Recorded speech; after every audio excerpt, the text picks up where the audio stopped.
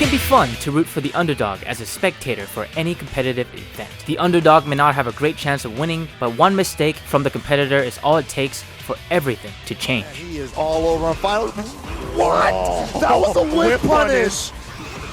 Oh, run up foot stomp. Oh, Kazabi. Oh! Yo! It certainly makes for a great story and an exciting match that will leave you at the edge of your seat. For this reason, competitive events and games that support this type of comeback with rules or systems tend to be a little bit more popular with the casual audience. Looking at it from the competitor's point of view, however, things are a little bit different. Imagine working hard, focusing on punishing multiple of your opponent's mistakes and making all the right reads throughout the match, only to reward your opponent with a nuke that can equalize the playing field or even end you outright at a moment's notice. You may have made 5 right choices. You may have managed your resources extremely well, but your opponent, the one on the verge of losing, they made 1 right choice. And that one choice was the one that decided the game, so did your 5 choices really matter? What I just described to you is more common than you think, and it's called a robbery. Wait a minute, here we go. Oh! Do not tell me. Do not tell me. Are we going to the second set? I want to see it. Let's see. Oh! Just wrong! That is the power of a strong comeback mechanic, something that became increasingly more common in fighting games as the genre gained popularity as an esports in the mid-2010s. Usually, the more behind in health a player is, the greater the reward of the comeback mechanic. And the mechanic can range anywhere from giving players new tools for a limited time, like Street Fighter V's V-Trigger, granting a special way of dealing huge spikes of damage, like Street Fighter 4's Ultra Meter, or it can make your character overpowered for a time with more damage, faster movement, and special properties depending on the game. Good examples of this include the sparking mechanic from Dragon Ball FighterZ and X Factor from UMVC 3. Outside of being very exciting for spectators, comeback mechanics can help to greatly alleviate frustrations for the losing side as they still realistically have a way to even the odds. This can also extend to helping the casual audience stay engaged in a match, as even with multiple bad decisions, they can still etch out a lucky win.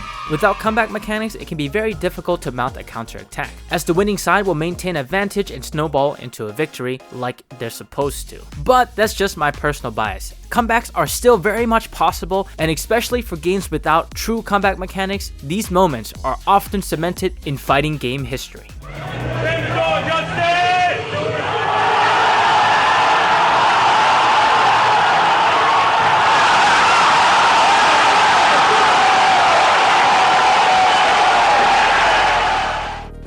Street Fighter 6 is attempting to reach out to a much wider audience with their content offerings like World Tour Mode and modern controls, but has surprisingly and consciously omitted a truly powerful comeback mechanic in their combat design. While being below a certain health threshold in Street Fighter 6 does buff up a character's level 3 super art into something called a critical art that does more damage, the player still has to have the meter and land the actual move to cash out on that damage. This meter is built up through normal gameplay, with the attacker gaining more on hit or on block compared to the receiver of the attack.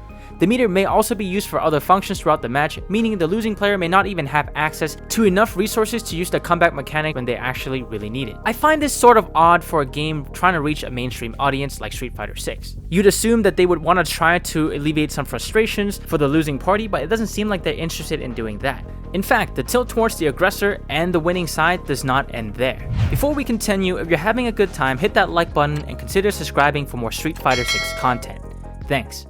Street Fighter 6's core gameplay mechanic is the drive system, a set of offensive and defensive actions that draw from the drive meter. Powerful actions such as augmenting a special move or cancelling attacks with Drive Rush to perform stylish combos all use this meter. This meter can also be depleted by taking damage or blocking certain attacks. If a player overuses their drive meter or gets it beaten out of them, they'll be put into an extreme disadvantage state known as burnout. While burnt out, the player loses all access to powerful drive actions and gain new weaknesses such as increased block stun and the ability to die from chip damage. On the other hand, the player has to avoid being put in hit stun or block stun for a period of time, land hits on their opponents, or successfully parry attacks to build drive meter. It can feel a bit snowbally at times, where if you lack drive meter, you're probably gonna be put in situations that are uncomfortable and then get burnt out anyways. But that's the thing, the drive system is risk-reward personified. The system rewards thoughtful use and heavily punishes poor management of the meter. If you are too reckless with your offense or your defense, you're gonna be in a world of hurt. And the more I think about it, the more genius the drive system becomes. It's presented in a way where even a more inexperienced or casual player can understand that their powerful actions have a cost, and if they overspend, they can no longer do the powerful actions. They have to use it properly or they'll get burnt out themselves. Sure, it can be a bit frustrating, but the user will know that some of their actions got them there. It was something that they had a choice in and could have controlled. And what if that realization got the player to make better choices in the future? Maybe that's what the developers' intentions were. Proper risk and reward allows for player choice to take center stage. And that choice is what makes fighting games so appealing. What are your thoughts on Street Fighter 6's lack of a true comeback mechanic? Do you like it or do you hate it? Let us know in the comments below. If you're looking to play Street Fighter 6 on PC, grab a Steam code from my official Capcom partnered storefront hosted by Nexus.gg. A percentage of the proceeds go directly to supporting this channel, link in the description below. If you're interested in hearing more about what I have to say about Street Fighter 6, click on this video on screen right now. My name is Varsona and I'll see you in the next video.